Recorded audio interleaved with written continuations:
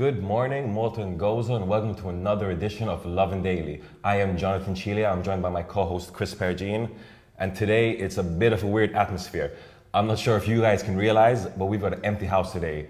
We have implemented a work-from-home policy in light of the recent spread of the coronavirus in Malta. Chris, why did we implement this policy? Yeah, I think first of all, because we can, we're sort of organization that's equipped for that. We actually already have a work from home policy, where everyone over here gets to work at least one day a week from home. So this is something, remote working is something that's not very difficult for us to implement, but it is also a really good precautionary measure for anyone. If we want to help contain this virus. So we are doing things like Lovin Daily, which we might also change from tomorrow. We might change the setup to allow us to do it from home. But yeah, we're on a skeleton staff at the moment in the office to help contain this virus and prioritize the health of our staff. And this is really something that we wanted to share, because I think it's a lot of business owners are questioning whether to do this or not. A lot of parents are questioning whether to send their kids to school or not. There's a lot of this happening, and I think from our case we wanted to lead by example. That's right. and do whatever we could to be more responsible. Yesterday, there's all this talk about whether Malta will have a complete lockdown. Yeah. There's a good chance that will happen at some point. So for us, it made sense to kind of implement that from now. Yesterday, there were a few developments, right? Massive developments. So late yesterday evening, we had the 7th confirmed case of coronavirus in Malta. It is a woman. She's the relative of a Maltese man who was confirmed with the case yesterday as well in the morning. And since then, a lot of measures have been rolled out. So we have an extension of the travel ban. We've got Italy, France, Switzerland, Spain, Germany. Spain and Germany included. And Prime Minister Robert Abela even announced, this is quite unprecedented if I'm not mistaken, a €1,000 fine for anyone found to be breaking the mandatory self-quarantine. So this is really, really interesting. We'll cut to the video of Robert Abela soon. I just wanted to add a couple of updates. We've launched a live blog on our site now to keep people up to date with what happens today.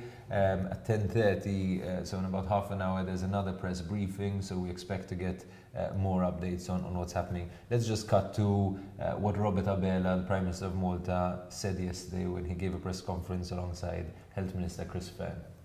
Mill-parir mediku li għandna sal-lum m'għandniex sitwazzjoni ta' trasmissjoni lokali. Mhijiex qed tiġi eskluża bħala miżura la l-eluq tal-iskejjel la l-eluq tal-università fil-mument li aħna jkollna direzzjoni mid-Dipartiment tas-Saħħa Pubblika illi għandu jsir hekk jekk għandha tingħata dik id-direttiva, naturalment bħala gvern implementawha mill-ewwel. Biex inkunu aktar restrittivi, jiġifieri nagħmlu aktar miżuri biex inkomplu nipproteġu s-saħħa pubblika. Se nkunu ta' mill-ewwel li nisimgħu mill-pariri mediċi u nkunu proattivi u nieħdu dawk id-deċiżjonijiet kollha illi jkunu meħtieġa. So obviously, besides the health concerns that people have, there's also the economic impact that the coronavirus is leaving. English language schools yesterday said that they estimate a loss of at least 3.4 million this year from cancellations, thousands of cancellations. Air Malta, which as we know is already a bit of a struggling national airline, yesterday we reported that they only sold 5 seats yesterday. So you can imagine an average of 1,200 seats sold a day, suddenly down to 5 seats. This kind of this kind of change is obviously impacting the bottom line tremendously. We know that some full-timers already had their contracts not renewed. We know as well that they might be asking for state aid at some point. The economy minister has actually asked the European Commission to be more lenient when it comes to state aid in such circumstances. The government announced that it's set up an emergency committee to analyze and create solutions for the impact of this virus on the economy. And Bank of Valletta is also reportedly looking into creating a fund to help businesses go through this time. And it is a really scary time. I mean, we're seeing it ourselves. I'm sure you're very familiar with what's happening in the entertainment scene, all these events being cancelled. I mean, and that's this impact isn't just at the highest levels, government, banks, whatnot. It's at all levels. So I'm sure your guys' feeds, my feed was full of DJs yesterday announcing that they're going to be postponing all their events for the time being. This weekend alone, we had the launch of at least 2 clubs in the St. Julian's Potterville area. One's already announced that it won't be doing it, Ryan's, as we covered yesterday. In all in the entertainment industry, I've never seen anything like this. This is the voluntary shutdown of Malta's entertainment industry. We're talking Potterville, we're talking Jampula, we're talking small clubs, medium-sized clubs, big clubs, events. And it's not just that.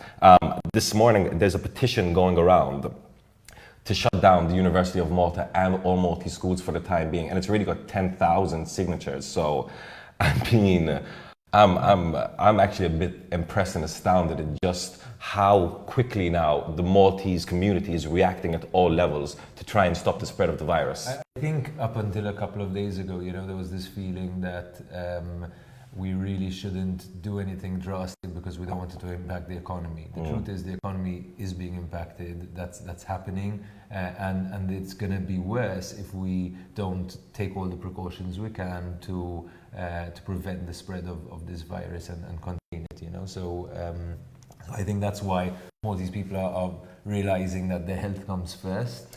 And we need to do what we have to do to move on, essentially. And I mean, guys, with so many developments happening pretty much hour by hour, it seems like there's always something new happening right now. Lovin Malta has decided to launch a new WhatsApp broadcasting service. It's a new and improved broadcast. We already had something similar recently, but we've upped our games.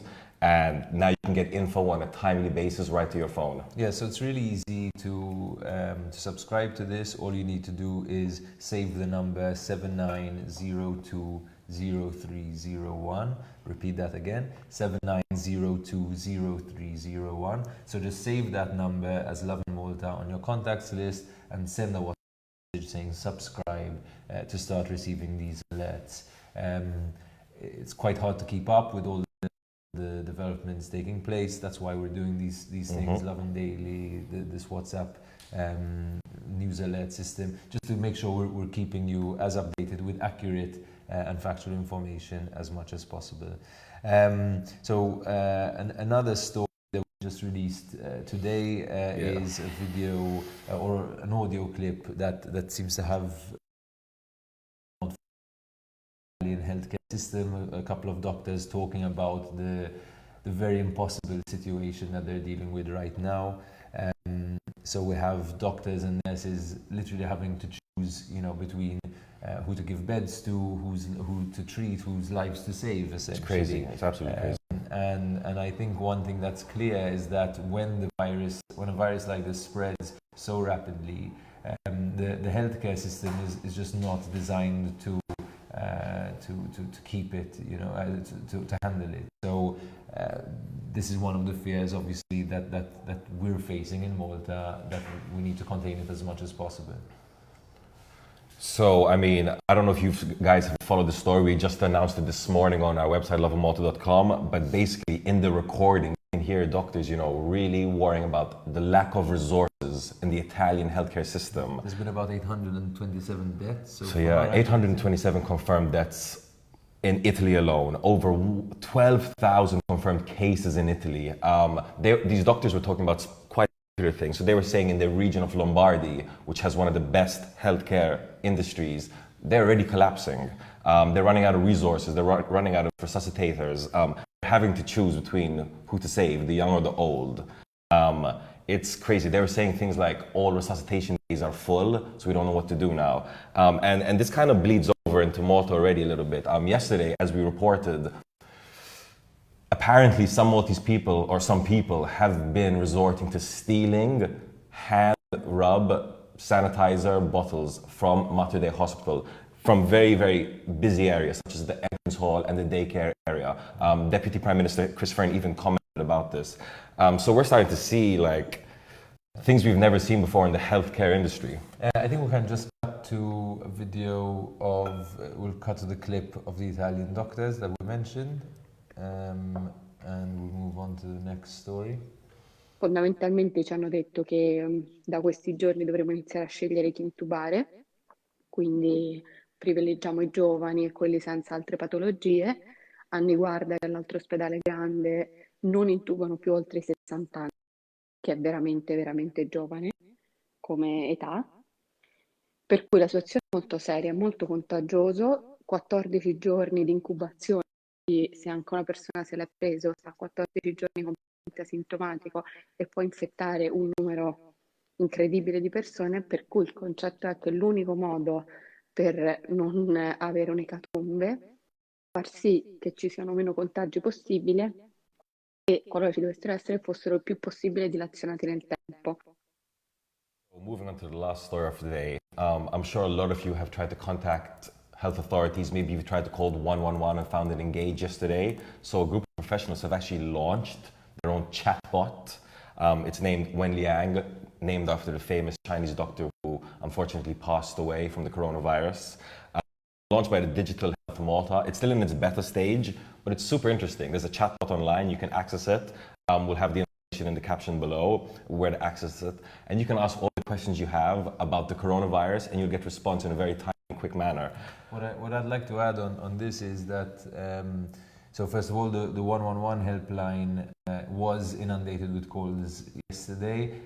We're told that the resources have now been increased, so you should be able to get through this time. And also a really big shout out to all the doctors and all the nurses, everyone who's on the front line of this virus. These guys don't have the luxury of working from home or not showing up. You know, they're literally risking their lives to help the more vulnerable. So thanks to them, and thanks for this incredible chatbot as well. I just want to add, because I think we've got some comments to this, the WhatsApp alerts number for Lovin Malta is 79020301. This is not a number for you to call, it's a number for you to save as Lovin Malta in your phone and send a message on WhatsApp saying subscribe, so that you can get the news alerts as they come in. I think that's all from us for today. Thanks for watching. We might be with you again tomorrow in a slightly different format. We're still working that out to try and reduce everybody's exposure. Have a day full of loving and stay safe.